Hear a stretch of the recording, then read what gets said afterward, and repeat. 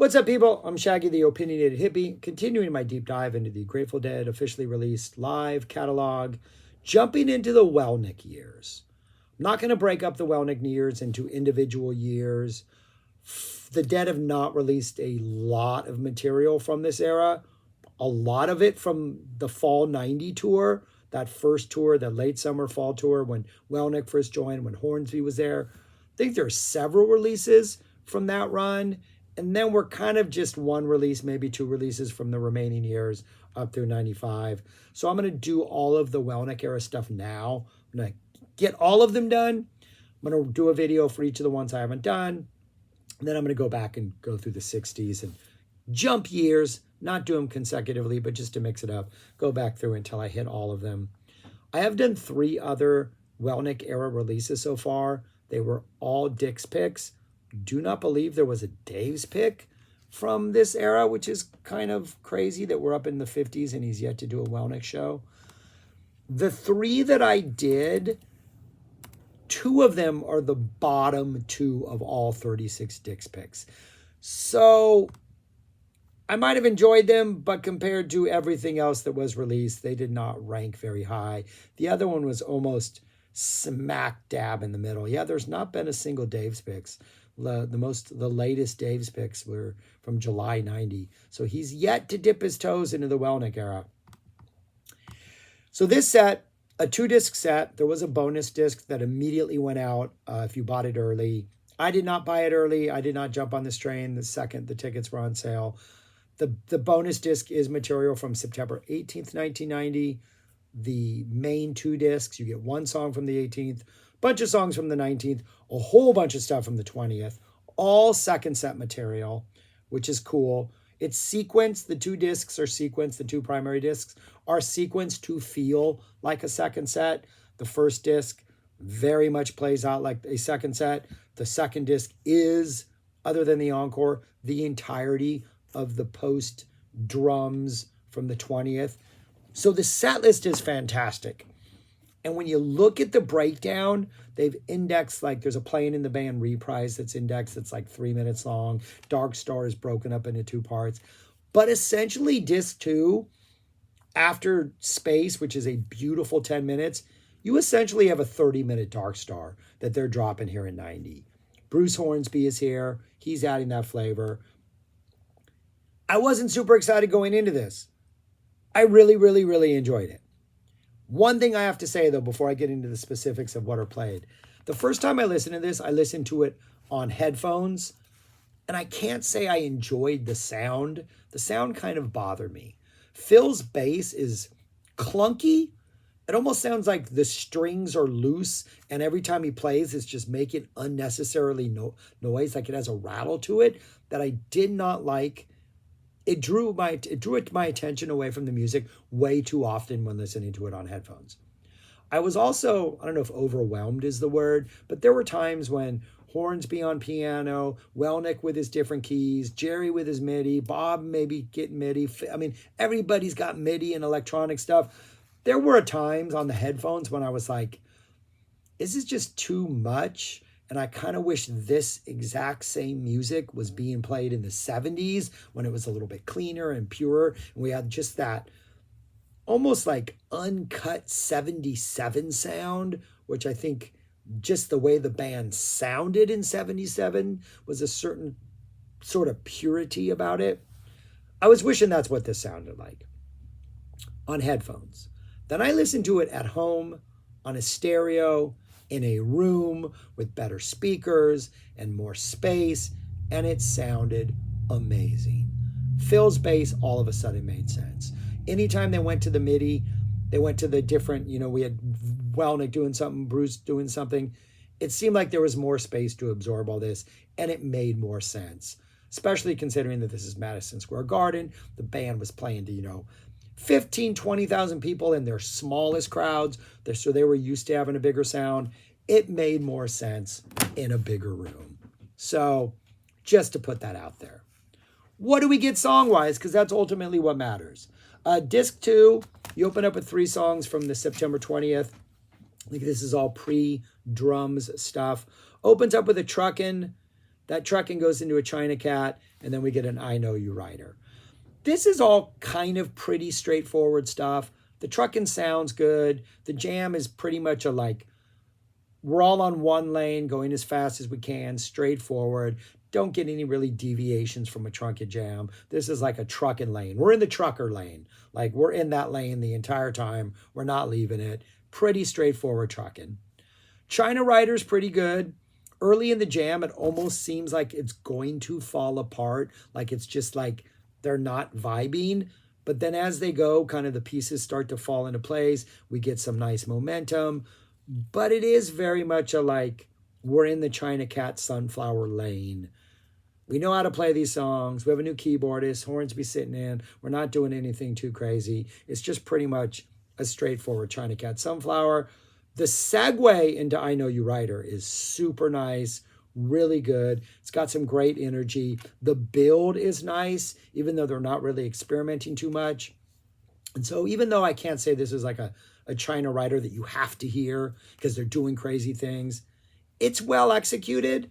And by the time that like minute and a half, 2-minute segue happens where you realize we're wrapping up Sunflower, we're going to make our way into Rider, you can feel the band really starting to gel and come together at that point. We then switch to a whole bunch of songs pre-drums from the 19th. A fantastic sequence of songs. We get a playing in the band to kick off things, and this playing in the band is fantastic. As soon as we get to the jam, it's a really nice sort of jump off into that improv section. A lot of ideas are swirling kind of around, but kind of calmly. Like Jerry's got ideas, Bob's got ideas, Phil's doing some nice stuff. We got some nice keyboard action from the two keyboardists. The drummers have a nice groove. Like the support, just that initial like, all right, freeform time, improv time, that energy is cohesive and it feels like the band is really, really feeling each other. Welnick has some really, really nice organ playing early to kind of set the tone. And then once kind of the vibe is set, the table is set, Jerry just comes in like, all right, I'm here, I'm off, I'm soloing. Phil's kind of responding with the low end. And as it goes on, we're staying pretty true to what a playing in the band jam sounds like, but everybody's adding some delicious flavors. Phil's pretty much just the road that we're on. It's kind of a bouncy road and there's some bumps, but these bumps provide like times for us to like get some air and do some cool things. But Phil is pretty much the foundation of this jam. And then Bruce has some really nice sort of rhythmic support on the piano, a mix of like really nice dramatic piano stabs with like some really tasty runs. Bob's doing all kinds of weird stuff. The drummers are doing everything. It's kind of a patient jam. Nobody's really not patient. Yeah. That's the word. Why did that sound weird? Nobody's really trying to force anything. They're trying to let it happen. It's a nice, like, considering when the song ends to when, you know, we go into the next song, it's a good 7.5, 8 minutes of just pretty sweet, pretty excellent improv. We get a nice peak before we segue into the other song. The cool down is really nice as we go into the next song. The next song is Ship of Fools. Not my favorite. I've come to like the song a little more as I've grown older, especially the lyrics. I wish Jerry had done something else. Wanted more momentum here. After Ship of Fools, but it's a nice Ship of Fools. After Ship of Fools, we go back into playing in the band for sort of a playing in the band reprise, tease. We don't get a reprise. We just get a little tease of it. We get some nice spacey jam in there. Jerry's going for some slightly more dark energy. This little 2.5 minute return to play-in territory feels a little bit darker than the main jam we got earlier, but we don't get to a really dark psych energy. Then we go into an Uncle John's band. Jerry's very much leading the charge on this. And I would say that of everything on these two discs, including the Ship of Fools, this is the weakest point. This one's not working. If anything, I sort of realize, at least in this phase of the comeback, the Welnick era of them trying to like regroup and respond after Midland, is they can still jam. They can still go out there. And there's an argument to be made, especially when we get to the second disc, that maybe they should not have played songs. They should just invite Bruce and just improv a bunch of stuff, because I think it would have been fascinating. The Uncle John's band is just not working. It's just the vocals aren't working. The middle jam kind of just goes nowhere. That one where they're repeating that vamp. It just, even compared to recent performances that I've done, what I just did a whole bunch of 89 shows. There was an Uncle John's band from like 2 years earlier that just, one of those, it's almost a must hear, Uncle John's band. This is probably the most disappointing thing on here. After the Uncle John's band, we get a kind of a chill down ending after they do the last vocals. Kind of gets a little forceful. Phil's trying to pick up the energy a little bit. And we get a beautiful, almost seamless segue into Let It Grow. All of a sudden, Jerry's just playing those like Spanish-esque, flamenco-esque melodies. And next thing you know, we're in Let It Grow territory. The energy to this is fantastic. They're really leaning into that Let It Go flavor, that little Spanish energy, that little flamenco energy on the guitar. It is fantastic. Jerry is having a blast. Bob's okay with the lyrics. Not doing the best, but the energy of the music, the energy of Jerry is absolutely carrying this Let It Grow. And it's got some really good energy, especially going into that first jam is really nice and stretched out. They go into that second jam, but it almost peaks too early. And I think Jerry forgets that there's this whole dun, dun, dun, dun, dun, dun, dun, dun, dun section in that middle of the second jam, because it almost seems like he's ready to go back into the vocals, and the whole band goes into that dun, dun, dun. But it's really low key and really mellow. Almost like, wait a minute, we have to play this still. Should we bring the energy back up? Should we keep it mellow? What are we doing? It's almost like they forgot where they were. So they go back to that and they commit to it. And they just write out this really, really, really mellow dun, dun, dun, dun, dun, dun, dun, dun, dun. And they write it out long enough where the fact that they keep it mellow maybe becomes the point, but it's obvious that energy was lost somewhere. And we did not regain it. We did not create more, unfortunately. So it's an interesting Let It Grow. I love the fact that it's dropped right here, pre-drums. But yeah, maybe they should only improvise. Don't actually play songs. Too complicated for you at this point. At times, it seems. After Let It Grow, there is a track called Jam. It's about 11 and a half minutes. It is Bruce Hornsby, Jerry, and Bob. I think it's just the three of them. It starts out with them playing around with the Let It Grow theme, Jerry and Bruce in particular. Bob's kind of stepping back and eventually comes forward. And the three of them just kind of play for like 11 minutes. It's calm. It's beautiful. It's like the little intricate lines, little intricate back and forth between Jerry and Bruce, feeding off each other's energy. Bob just adding the perfect flavor whenever Bob needs to add flavor. This was released, a shortened version of this was released on a Phil Lesh, Searching for the Sound, Accompany Me CD. I think he wrote a book and there was a CD that went with it. This is on that, which makes me think Phil is also on this, though maybe Phil's midied out or maybe I just didn't pick him up. I think Phil's in on this too. I think it's the three of them with Bruce Hornsby. But it's a beautiful, it's like the highlight of this disc. The playing in the band, this jam going into drums, absolutely beautiful. One of the reasons to get this. Really, really enjoyed it. When they go into drums, luckily it fades out because the drums is electronic and cacophonous and it seems a little more chaotic, and it does not match the energy of the jam. A solid first disc that shows that the band can still do it, but they're not hitting it out of the park other than the playing, all of the playing, including the reprise after Ship, which is not a reprise, but a going back into playing, and that jam after Let It Grow. And Let It Grow, just hearing Let It Grow is a nice treat. The second set is darn near perfect, at least for the first 40 minutes. We get a jam, which in reality was space. This jam coming out of space is perfect. It's eerie, gets some nice feedback noises. It's got that unsettling sort of space vibe. It almost feels for a while like we're going to get a wheel after this, because I have found that when I was seeing the dead, it seemed to me like I could pick up, whether we were going to get a miracle early or whether we were going to get the other one. You could kind of sense what was coming. And if you couldn't sense what was coming, it was probably the wheel. And for a while, you really can't sense what is coming. And so it does feel like at some point, they're just going to start working together and build up that wheel energy and we're going to drop into it. That doesn't happen. Starts to get a little more aggressive in like the latter third of it. Maybe feels like the other one energy for a while. And then right as we're about to like transition into the next track, you as a listener know, all right, we're about to go into something else.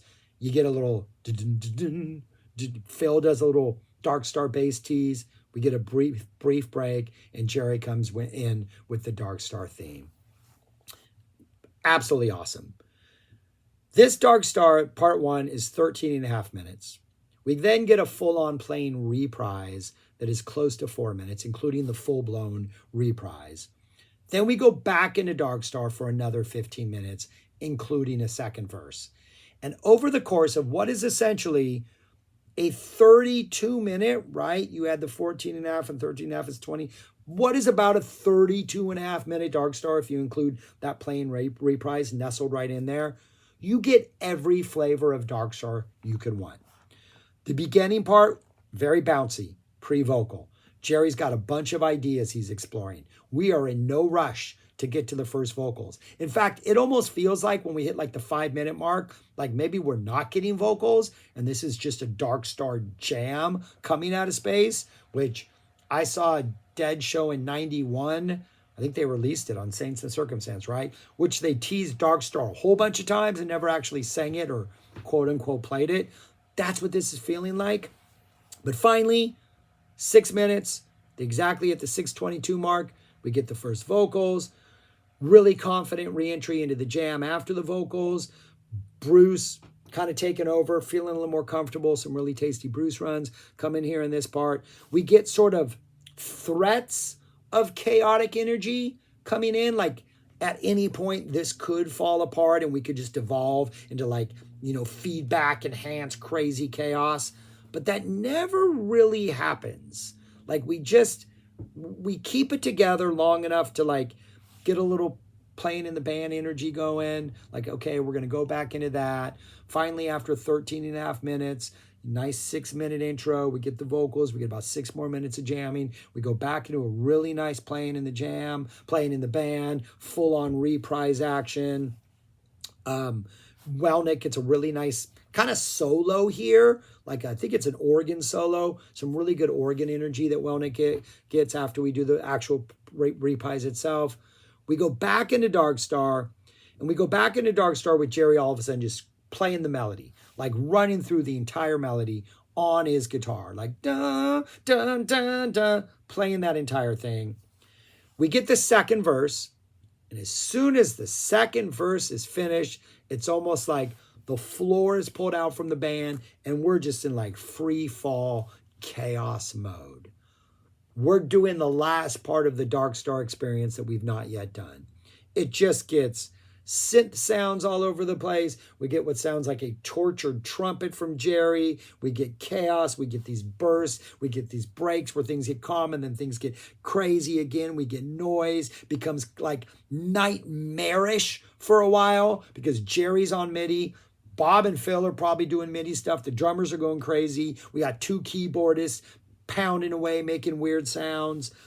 The noises are amazing. Like if you cannot stand the MIDI stuff, this might drive you nuts because it is nothing like a 70s Dark Star. But if you can embrace modern technology and just accept the fact that this is what they're going to do, it's some pretty cool stuff. Hornsby in particular, like funky piano jazz psych action going on that just adds this almost like cool analog flavor to it while everybody else is doing this crazy MIDI stuff. Every flavor of Dark Star from the beginning of this coming out of the jam. I think the jam should be included. The opening 10 and a half minutes, which is space, should be part of this Dark Star. And this disc should start off with a 44-minute Dark Star. Let's just call the whole thing Dark Star. It's a great listen. And after the chaos, we calm things down. We let everybody relax for a while. We don't immediately jump into another song. We let everybody sort of take a deep breath, prepare for what's coming next. And then Bob drops the Throwing Stones. All right, Bob, we're there for you. It's got a good little jam in the middle, that shipping powders back and forth. That part's kind of fun. That goes into a touch of gray. Everybody's having a good time. And then we get a Turn On Your Love Light, I think, as the encore. I think Touch of Grey closed the set, and Love Light might have been the encore for that show. Pretty good Love Light. And then the last track on the CD, the encore from the show on the 18th. All of this stuff previous was from the 20th. We get a Knockin' on Heaven's Door. I've been very vocal that I'm not a fan of Knockin' on Heaven's Door, other than the original version that Bob Dylan did. This one is good. This one puts you in the feels. This one reminds you of Midland. Jerry's voice and his singing at this stage in his career fit this perfectly. Hornsby's on accordion. You think that wouldn't work, but it just adds a somberness, adds something to it, adds almost this quiet, like, yeah, we're mourning the loss of somebody with Knockin' on Heaven's Door, but the accordion almost also gives it this, like, but we're also going to quietly celebrate his life and, remember all that he brought us and all that he gave us and all the happiness and all that stuff. It definitely has a eulogy vibe to it.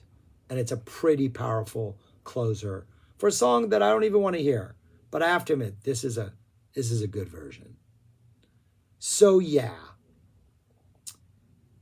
90, Welnick, Grateful Dead, the final era.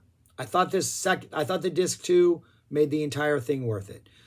Disc 1, the playing in the band is fantastic. The closing jam is fantastic. That whole run is not horrible. The Shippin' Fools, the Uncle John's band. It shows the band maybe is not operating on all cylinders all the time, but they're not horrible. But I was surprised at how much I did enjoy this. Much more than I did the Dick's Picks that I ranked at the bottom of those. But where would I rank this show among the other ones I've already done? I have this ranked for the Grateful Dead. It's my number one favorite from the Welnick era. The other one was a Volume 17, was a 91 show with Hornsby also. That was pretty fantastic. But yeah, 27. So that's where the hell they would go. Right there. That's me typing, fixing a typo before I upload this. But easily my favorite so far. And that second disc was great. I don't have the third disc. The stuff that is on the third disc, Mississippi Half-Step Opener, like almost 10 minutes, so it might be a nice good Jerry solo at the end. Picasso Moon, To Lay Me Down, really nice 18-minute Eyes of the World that goes into an estimated profit. That's a 13-minute estimated profit. So we're getting some long, well-jammed-out stuff. Probably pretty good. We get a Foolish Heart, and then the jam out of Foolish Heart, which was the same jam that was on the So Many Roads box set, jam out of Foolish Heart. I believe this is the longer full version that's on this as compared to So Many Roads. I don't have this. If anybody has this and they want to tell me how it is, I don't think you can get it anymore, so I didn't feel like the need to track it down and review it. But yeah, those are my thoughts on this. Let me know your thoughts on the Welnick era and all this stuff. Been talking a long time about this. That Dark Star was good, people. That Dark Star was good. You have to listen to The Space On. The Space is all the flavors that would then seep in that you can taste in the Dark Star that follows. I'm rambling. I'm done talking. Peace. Subscribe, like, share, comment. Peace. Talk to you later.